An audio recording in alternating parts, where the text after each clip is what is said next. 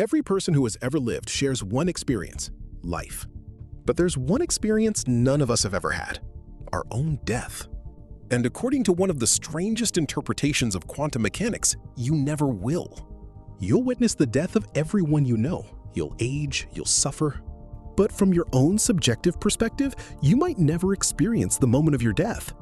Not because you're immortal, but because of how reality itself might work.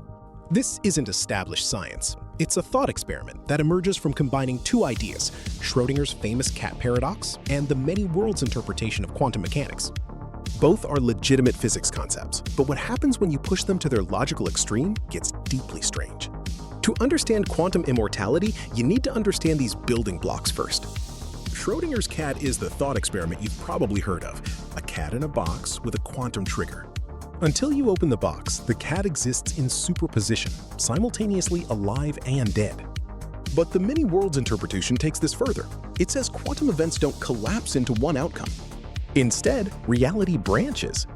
The cat is alive in one universe, dead in another. Both universes are real, both exist. If the many worlds interpretation is correct, every quantum event creates branching realities. A radioactive particle decays or it doesn't. Both universes exist. You exist in both, split into two versions, identical except for that one quantum outcome. But here's where it gets strange. What happens when those quantum events determine whether you live or die? In some branches, random quantum events lead to your death. A cosmic ray flips the wrong bit in your brain. A quantum fluctuation triggers a fatal aneurysm.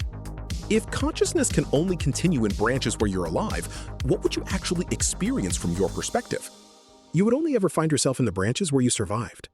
The versions of you that died can't experience anything. They're gone, unconscious, non-existent from their own point of view. So from your subjective viewpoint, you always survive, every time. This is quantum immortality. Have you ever had one of those moments where you thought, that was way too close?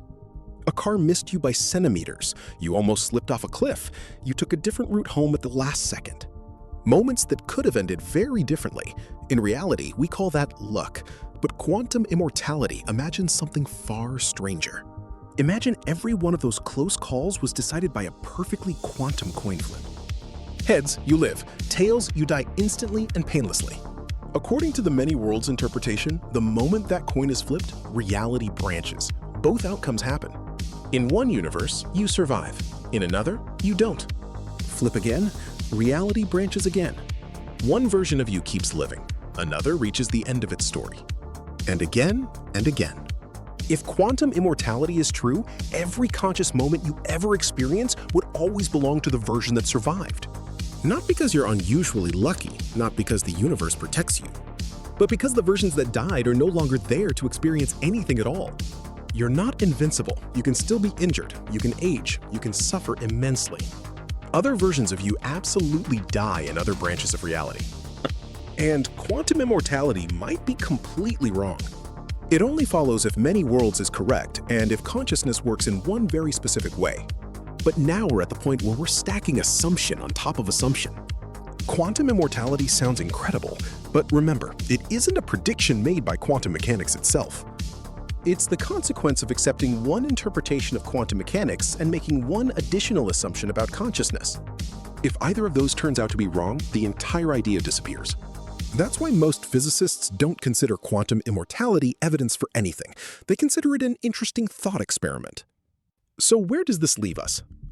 Quantum immortality probably isn't something we'll ever prove or disprove.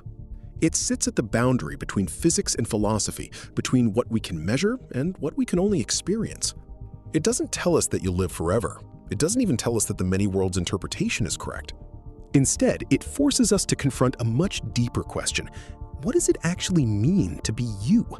If every quantum event creates another version of you, each with the same memories, the same personality, and the same certainty that they're the original, who exactly is the real you? Maybe that's the wrong question. Maybe there isn't one. Maybe every branch contains a version that's equally real. One continues, one ends. And from the moment they separate, neither is any more real than the other. In the end, quantum immortality may tell us less about death than it does about identity. Because perhaps the greatest mystery in quantum physics isn't what happens to the universe, it's what happens to you. Thank you so much for watching. If you enjoyed the video, please subscribe and make sure to leave a comment below. See you in the next video. Stay curious.